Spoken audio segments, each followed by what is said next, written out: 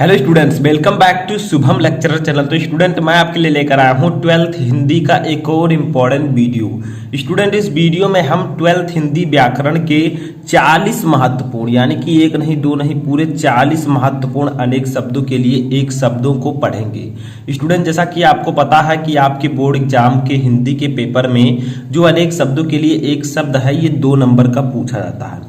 ऐसे में आपको उन सभी इंपॉर्टेंट क्वेश्चंस को तैयार कर लेने हैं जो आपके बोर्ड एग्जाम में आ सकते हैं। तो इससे पहले मैंने एक वीडियो बनाया था जिसमें मैंने 1 से लेकर 44 तक इंपॉर्टेंट अनेक शब्दों के लिए एक शब्द को पढ़ाया था। आज हम 45 से स्टार्ट करेंगे और 85 तक देखेंगे। ठीक है, अब देखिए, ये मैं आपको कॉपी में लिखकर नहीं पढ़ाऊंगा, आपको बुक से पढ़ाऊंगा। ठीक है, ताकि आपका ज़्यादा समय ना लगे और आपकी तैयारी भी अच्छे से हो सके। कॉपी में भी मैं जल्द लेकर आऊँगा आपके लिए वीडियो, तो इंतजार करते रहिए, धीरे धीरे सब कुछ आपका टॉपिक क्लियर हो जाएगा। तो चलिए आज का वीडियो स्टार्ट करते हैं। तो देखिए, इसमें होता क्या है सभी को पता है, जैसे है जिसे क्षमा ना किया जा सके, यह इस प्रकार से भी पूछा जा सकता है क्वेश्चन। जो क्षमा के योग्य ना हो उसे हम क्या कहेंगे? उसे हम कह सकते हैं अक्षम्य। ठीक है, तो यही आपको करना होता है। आपसे ऐसे क्वेश्चन दिया रहेगा जिसे क्षमा ना किया जा सके, 4 ऑप्शंस रहेंगे, आपका जो राइट आंसर होगा उसको लिखना है आपको। ठीक है, तो अक्षम्य इसका राइट आंसर होगा।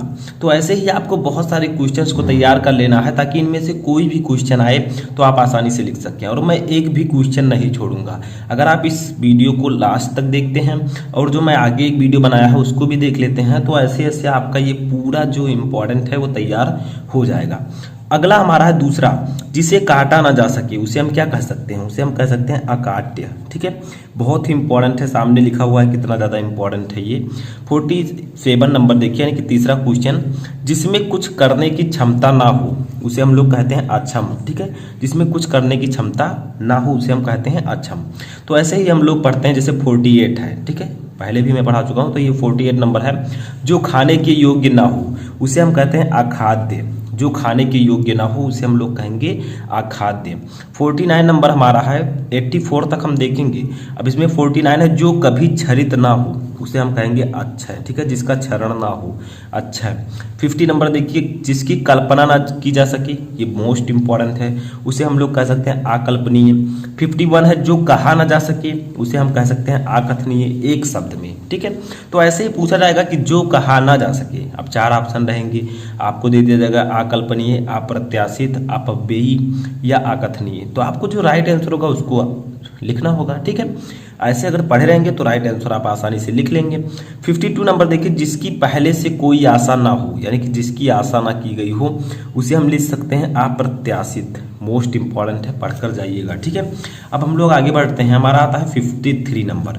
53 है, अंडे से जन्म लेने वाला, उसे हम लोग कहते हैं अंडज। ठीक है, जो अंडे से जन्म ले उसे हम लोग कहते हैं अंडज। 54 है, जो अधिक धन खर्च करता है, जो धन को ज़्यादा खर्च करता है उसे हम लोग कहते हैं अपव्ययी। ठीक है, जो ज़्यादा धन खर्च करता हो। 55 नंबर देखिए, जिसके समान कोई दूसरा ना हो, यानी कि ऐसा व्यक्ति या ऐसी वस्तु जिसके समान कोई दूसरा हो ही ना, उसे हम लोग कहते हैं अद्वितीय। ठीक है, अद्वितीय का मतलब जिसके समान कोई द्वितीय यानी कि दूसरा ना हो। 56 नंबर देखिए, नारी जिसका पति मर गया हो, यानी कि ऐसी नारी जिसका पति मर गया हो उसे हम लोग कहते हैं आपत्ति, यानी कि बिना पति के। ठीक है, 57 नंबर देखिए, जो आंखों से दिखाई ना दे, यानी कि जिसे देखा ना जा सके उसे हम क्या कहते हैं? अदृश्य। ठीक है, जो आंखों से हम नहीं देख सकते उसे क्या कहेंगे? अदृश्य। तो मोस्ट इंपॉर्टेंट है, पढ़कर जाइएगा। तो ऐसे ही आपको लगातार जो वीडियोज मैं बना रहा हूँ उसको देखना है, इससे आपका प्रैक्टिस हो जाएगा और बोर्ड एग्जाम की अच्छे से अच्छी तैयारी हो जाएगी। ठीक है, समझ में आया? अब देखिए, अगला हमारा है 58 नंबर।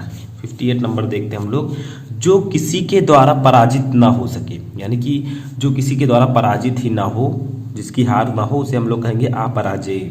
59 है, जो दूसरों की बात ना सोच सके उसे हम लोग कहते हैं अदूरदर्शी, यानी कि जो दूसरों की बात नहीं सोच सकता। ठीक है, अब हमारा आता है 60 नंबर, जो एक दूसरे पर आश्रित हो। ठीक है, जो एक दूसरे पर आश्रित हो, यानी कि एक दूसरे पर जिसका सहारा हो उसे हम लोग कहते हैं अन्योन्याश्रित। अन्योन्याश्रित। 61 नंबर देखिए, आगे की बात पहले ही सोचने वाला, उसे हम कहते हैं अग्रसूची। यानी कि आगे क्या होने वाला है उसके बारे में जो पहले ही सोचता है उसे हम लोग अग्रसूची कहते हैं। 62 नंबर देखिए, जिसका कहीं भी अंत ना हो उसे हम लोग कहेंगे अनंत। ठीक है, यानी कि जिसका कहीं अंत ना हो उसे हम लोग क्या कहेंगे, अनंत। 63 वाला मोस्ट इंपॉर्टेंट है, इसको पढ़कर ही जाना है, सभी को पता भी होगा अगर तैयारी किए हैं। जो जाना ना जा सके उसे हम लोग कहेंगे अज्ञेय। ठीक है, वेरी इंपॉर्टेंट है, 18, 16, 13, 10 में पूछा जा चुका है। और अज्ञेय जो है आपके चैप्टर में भी होंगे, सच्चिदानंद, वात्स्यानंद, हीरानंद, अज्ञेय। ठीक है, अब देखिए अगला हमारा है 64 नंबर, पृथ्वी और आकाश के बीच का स्थान, उसे हम क्या कहते हैं, अंतरिक्ष। यानी कि पृथ्वी जिस पर हम रहते हैं और आकाश, इन दोनों के बीच के स्थान को हम अंतरिक्ष कहते हैं। ठीक है, एस्ट्रोनॉट। 65 नंबर देखिए, जिसे कोई जीत ना सके, यानी कि जिसे जीता ना जा सके उसे हम लोग कहेंगे अजय। ठीक है, यानी कि वो हमेशा अजय है। इंपॉर्टेंट है बहुत ही ज़्यादा, इसको आप पढ़कर जाइएगा। 66 नंबर देखिए, जिसकी उपमा ना हो उसे हम लोग कहेंगे अनुपम, यानी कि जिसकी कोई उपमा ना हो। 67 नंबर हमारा है, जिसका कोई शत्रु पैदा ना हो, यानी कि जिसका कोई शत्रु ना जन्मा हो या फिर जिसका कोई शत्रु ना हो उसे हम लोग कहेंगे अजात शत्रु। ठीक है, जिसका कोई दुश्मन है ही नहीं, जिसका कोई शत्रु नहीं है। 68 नंबर देखिए हमारा है, जो परीक्षा में उत्तीर्ण ना हुआ हो उसे हम लोग कहेंगे अनुत्तीर्ण। यानी कि आपने परीक्षा दी, अब आपको मैं नहीं कह रहा हूँ, एक एग्जाम्पल ले रहा हूँ। ठीक है, परीक्षा दी, अब उसमें आप पास नहीं हुए तो यानी कि आप फेल हो गए, फेल का हिंदी होगा अनुत्तीर्ण। ठीक है, 69 नंबर देखिए, जिसका जन्म ना हुआ हो उसे हम लोग कहेंगे अजन्मा। ठीक है, 70 नंबर हमारा, जो कभी जन्म नहीं लेता, यानी कि जिसका जन्म नहीं होता उसे हम लोग कहते हैं अज या अजन्मा। ठीक है, सेम है दोनों लगभग। 71 नंबर देखिए, जिसका उच्चारण ना किया गया हो उसे हम लोग कहेंगे अनुच्चरित। ठीक है, यानी कि जिसका उच्चारण ना किया गया हो। अब इसके बाद में हमारा 72 नंबर है, जिसका चिंतन ना किया जा सके उसे हम लोग कहेंगे अचिंत्य। ठीक है, 73 नंबर देखिए, जिसका अनुभव किया गया हो उसे हम कहेंगे अनुभूत, यानी कि जिसका हम फीलिंग कर सकते हैं, अनुभव कर सकते हैं, उसे हम लोग कहेंगे अनुभूत। 74 नंबर देखिए, किसी टूटी हुई वस्तु का अवशेष उसे हम लोग कहते हैं भग्नावशेष। तो इस प्रकार से क्वेश्चंस आ सकते हैं। देखिए कितना नाम थोड़ा सा अटपटा है, तो ऐसे आपको पढ़कर जाना है। एक बार अगर आप देख लेंगे आपको सब कुछ समझ में आ जाएगा। ठीक है, 75 नंबर देखिए, किसी बात को पंजिका में चढ़ाना उसको हम कहते हैं पंजीकरण, यानी कि किसी बात को रजिस्टर में चढ़ाना। पंजिका का हिंदी इंग्लिश होगा रजिस्टर, और पंजीकरण का इंग्लिश होगा रजिस्ट्रेशन, जैसे आप लोगों ने करवाया। ठीक है, बोर्ड एग्जाम देने के लिए। 76 नंबर हमारा, संयम से और कम बोलने वाला, यानी कि जो कम बोलता हो या फिर कम बोलने वाला। इन तीनों में से किसी भी प्रकार से पूछा जा सकता है। ठीक है, या तो ये पूछा जाएगा कि संयम से और कम बोलने वाला, अगर इस तरह नहीं आता तो इस तरह आ सकता है जो कम बोलता हो, इस तरह भी नहीं आया तो कम बोलने वाला। तीन तरह से पूछा जा सकता है, तो उसे हम लोग कहेंगे मितभाषी, यानी कि जो कम बोलता हो। वेरी इंपॉर्टेंट है, यहाँ पर आप देख सकते हैं। अब आगे बढ़ते हैं हम लोग, तो अगला हमारा है 77 नंबर, दूसरों पर आश्रित रहने वाला, यानी कि जो दूसरों पर आश्रित हो उसे हम लोग कहेंगे पराश्रित। ठीक है, बहुत ही इंपॉर्टेंट है, देख सकते हैं आप लोग। 78 नंबर देखिए, जिसे शास्त्रों की अच्छी जानकारी हो, यानी कि शास्त्र को जानने वाला। दो तरह से पूछा जा सकता है ये। ठीक है, तो उसे हम लोग कहेंगे शास्त्रज्ञ, या आप कह सकते हैं शास्त्री। ठीक है, जिसे शास्त्रों की अच्छी जानकारी हो या फिर शास्त्र को जानने वाला।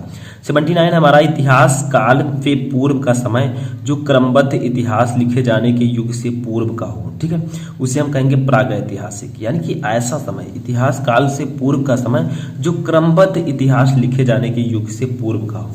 अब 80 नंबर देखिए, जो अधिक बोलता हो, यानी कि जो ज्यादा बोलता हो, या फिर आप इस प्रकार से आ सकता है व्यर्थ की बहुत बातें बोलने वाला, उसे हम लोग कहेंगे वाचाल।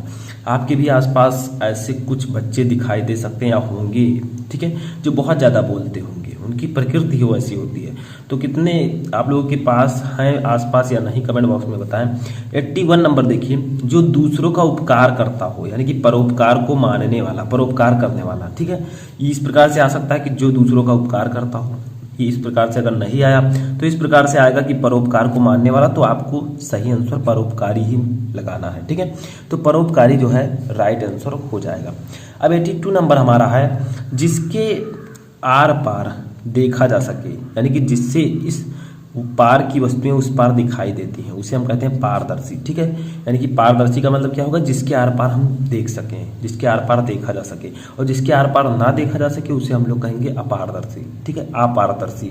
अब देखिए इस प्रकार से भी आ सकता है कि जिससे इस पार की वस्तुएं उस पार दिखाई देती हों उसे हम कहेंगे पारदर्शी। 83 नंबर हमारा है, जिसका पति मर गया हो उसे हम लोग कहेंगे विधवा। ठीक है, आप लोगों ने सुना भी होगा वर्ड। ठीक है, जिसका पति मर गया हो उसे हम लोग कहेंगे विधवा। 84 नंबर देखिए, वह पुरुष जिसकी पत्नी मर गई हो, यानी कि ऐसा पुरुष जिसकी पत्नी मर गई हो उसे हम लोग कहेंगे विधुर। ठीक है, अब लास्ट हमारा आता है 85, परंपरा से चली आई हुई उक्ति, उसे हम लोग कहेंगे लोकोक्ति। ठीक है, तो इस प्रकार से परंपरा से चली आई हुई उक्ति उसे हम लोग क्या कहेंगे, लोकोक्ति। जैसे आप मुहावरे और लोकोक्तियां पढ़ते हैं तो लोकोक्तियों में कुछ चीजें होती हैं जो पहले से ही परंपरा से चली आई हैं। ठीक है, तो ये है आपके 40 इंपॉर्टेंट अनेक शब्दों के लिए एक शब्द। अब देखिए पहले वीडियो में मैंने आपको 45, दूसरे वीडियो में 40। ठीक है, अब इन दोनों वीडियो को देख लीजिएगा, आगे भी मैं बनाऊंगा ताकि एक भी क्वेश्चन आपका ना छूटे।